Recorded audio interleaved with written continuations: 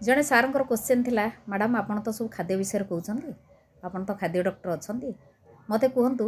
Drug बड़ कि diet बड़ खाद्य बड़ ना मेडिसिन बड़। तो यही क्वेश्चन आंसर मुझे आपंकर छाड़ी मत गोटे सिंपल जिनस कहूँ आपणकर स्किन कौन